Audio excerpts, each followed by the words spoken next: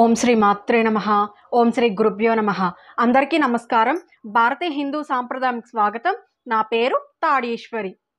ఈరోజు మనం టాపిక్లో లక్ష్మీదేవి కలువ పువ్వులో ఎందుకు ఉంటుందో మనం ఈరోజు వీడియోలో తెలుసుకుందామండి. మనకి పువ్వు అన్నది ఎలా వస్తుంది చెప్పండి? ముందు ఒక చిన్ని మొగ్గ వేస్తుంది. ఆ చిన్ని మొగ్గ కాస్త రోజు రోజుకి అది పెరుగుతూ ఒక పెద్ద మొగ్గగా మారి ఆ పెద్ద మొగ్గ కాస్త ఒక్కొక్క రేకు వికసనం చెంది అది మంచి అందమైన ఒక పువ్వులా తయారవుతుంది. అవునా కాదా చెప్పండి? పువ్వు మొగ్గగా ఉన్నప్పుడు దానికి ఏమైనా ఒక అందం ఉంటుందా? ఉండదు కదా.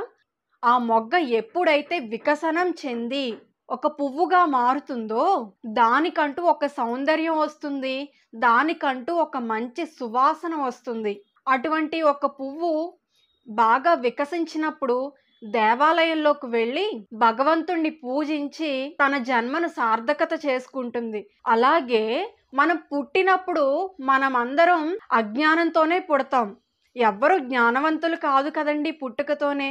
కాబట్టి మన జీవితం అనేటటువంటిది ఒక మొగ్గగా మనం అనుకుంటే కనుక అది మనం రోజు రోజుకు అంటే మనం పుట్టినప్పుడు పాకుతాం, తర్వాత మెల్లమెల్లగా తప్పటడుగులు వేస్తూ ఉంటాం, నడుస్తూ ఉంటాం. తర్వాత ఒక్కొక్కటిగా మంచి చెడుల గురించి విశ్లేషణ చేసుకుంటూ వస్తూ ఒక మంచి వ్యక్తిగా, ఒక గొప్ప వ్యక్తిగా ఎదుగుతూ ఉంటాం. దానినే వికసనము అని పిలుస్తారు. అంతేకాకుండా మనం పుట్టినప్పుడు ఎంత అజ్ఞానంతో ఉన్నామో మనం మన శరీరాన్ని వదిలిపెట్టినప్పుడు కూడా అంతే అజ్ఞానంతో మనం ఉన్నామే అనుకోండి, మనం మొగ్గగానే మిగిలిపోయాం, పువ్వుగా వికసించలేదు. కాబట్టి ఆ మొగ్గని ఎవరైనా తుంపి తలలో పెట్టుకోవడమో లేకపోతే దేవాలయంలోకి తీసుకెళ్ళి పూజించడమో చేస్తారా? చెయ్యరు. ఎందుకంటే ఆ మొగ్గకి ఏదో చీడ పట్టింది కాబట్టి దాన్ని పీకి అవతల పారేస్తారు. అదే మొగ్గ వికసనం చెందిందే అనుకోండి, అది ఒక దేవాలయంలోకి వెళ్ళి భగవంతుణ్ణి అర్చించుకొని దాని జన్మను సార్థకత చేసుకుంటుంది. అలాగే మన మనిషి జీవితం కూడా మొగ్గ దగ్గరే ఆగిపోకుండా రోజు రోజుకి మనం వికసనం చెందుతూ ఉండాలి. అంటే నిన్నటి రోజున మనం ఒక విషయం గురించి తెలుసుకున్నాం, ఈ రోజు దాన్ని ఆచరణలో పెట్టేమే అనుకోండి, అది మనం వికసించినట్లు అవుతుంది. ఉదాహరణకి నిన్న ఒక చిన్న తప్పు చేసినటువంటి వ్యక్తి ఈ రోజు వచ్చేసరికి నిన్న నేను ఆ తప్పు చేశాను కాబట్టి అవతల వ్యక్తి నా వల్ల బాధపడ్డాడు, కాబట్టి అతన్ని నేను క్షమించమని అడిగి నేను నా తప్పుని సరిదిద్దుకుని ఇంకెప్పుడు నేను ఆ తప్పుని చేయకుండా ఉంటాను అని అతని ప్రవర్తనలో ఒక మార్పుని తెచ్చుకున్నాడే అనుకోండి, అది వికసించడం, అది ఒక పువ్వుగా మారడం. కాబట్టి ఒక మొగ్గ పువ్వుగా తయారవ్వడానికి కొన్ని రోజుల సమయం పడుతుంది. అలాగే మన జీవితం అనేటటువంటి మొగ్గ బాగా వికసించడానికి కొన్ని సంవత్సరాలు కాలం పట్టచ్చు. కానీ వికసించినప్పుడు మాత్రమే ఆ మొగ్గకి ఒక విలువ ఉంటుంది.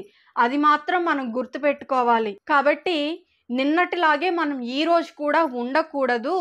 జ్ఞానం తెచ్చుకొని వికసనం చెందడానికి మనం ప్రయత్నించాలి అని చెప్పి అమ్మవారు మనకి తెలియచేయడానికే ఆవిడ ఒక పువ్వులో కూర్చొని ఉంటుంది. అలాగే తామర పువ్వులు కూడా ఆవిడ చేత్తో పట్టుకొని ఉంటుంది. చాలా మంది దేవతలు పువ్వులను కూడా చేతుల్లో ధరిస్తూ ఉంటారు. దానికి కారణం ఇదేనండి. కాబట్టి మన మొగ్గ నుంచి పువ్వుగా మారాలి అంటే మనం ఏం చేయాలి? అప్పటికప్పుడు మన ప్రవర్తన ఎలా మారుతుంది అంటే దానికి మనం మంచి మంచి పుస్తకాలు చదవాలి, గురువుల ప్రవచనాలు వినాలి. మనకి ఒక సామెత ఉంటుందండి, మనం ఎవరితో అయితే ఎక్కువ స్నేహం చేస్తామో మనకు కూడా అటువంటి వారి బుద్ధులే వస్తాయని కొంతమంది పెద్దలు చెప్తూ ఉంటారు. అది మనం ఒక మంచి పుస్తకాన్ని రోజు చదవడం అలవాటు చేసుకున్నామే అనుకోండి, ఉదాహరణకి ఏ స్వామి వివేకానంద గారి పుస్తకాలో లేకపోతే ఏ అబ్దుల్ కలాం గారి పుస్తకాలో మనం చదవడం అలవాటు చేసుకున్నామే అనుకోండి, మనం జీవిస్తున్నది పుస్తకంతో కాదు, వాళ్ళ సాంగత్యంలో మనం జీవిస్తున్నట్లు లెక్క. వాళ్ళు మనకు ఒక గురువులుగా నిలబడి మనల్ని తీర్చిదిద్దుతున్నట్లు లెక్క. వాళ్ళు శరీరంతో లేకపోయినా వాళ్ళు మనకు అందించినటువంటి జ్ఞానంతో మనం ఒక పువ్వుగా మారగలుగుతాం. మీకు పుస్తకాలు చదవడం ఇష్టం లేదు అంటే కనుక మనకి చాలామంది సద్గురువులు ఎన్నో ప్రవచనాలు చేసి ఉన్నారు.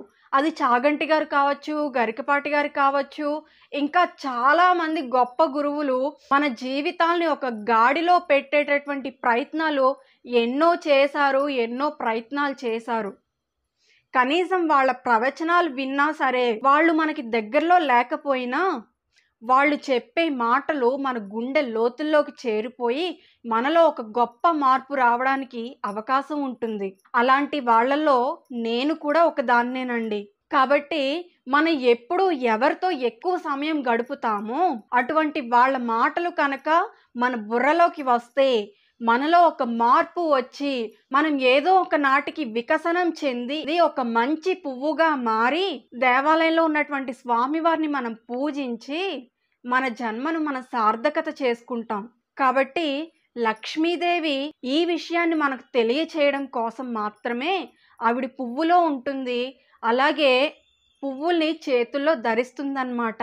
ఒరేయ్, మీరు కూడా ఈ మొగ్గలో నుంచి పువ్వులోకి ఎప్పుడైతే మారుతారో అప్పుడే మీ జీవితానికి ఒక విలువ అన్నది ఉంటుందిరా. కాబట్టి మీరు ఎప్పుడు మొగ్గగా ఉండడానికి మాత్రమే ప్రయత్నం చేయకండి, మొగ్గ నుంచి పువ్వు దశలోకి మారడానికి ప్రయత్నం చెయ్యండిరా అని చెప్పడమే లక్ష్మీదేవి పువ్వులో కూర్చోవడం అన్నమాట. సరేనా అండి? ఈ వీడియోలో మనం లక్ష్మీదేవి పువ్వులో ఎందుకు కూర్చుంటుందో మనం ఈరోజు వీడియోలో తెలుసుకున్నాం కదా. ఈ వీడియో కనుక మీకు నచ్చినట్లయితే తప్పకుండా లైక్ చేసి, షేర్ చేసి, సబ్స్క్రైబ్ చేసుకోండి. మరిన్ని ఇంట్రెస్టింగ్ వీడియోస్ కోసం మన ఛానల్ను సబ్స్క్రైబ్ చేయండి. మనం మరొక మంచి వీడియోతో కలుద్దామండి. అంతవరకు సెలవు. సర్వం శ్రీ ఈశ్వరార్పణమస్తు.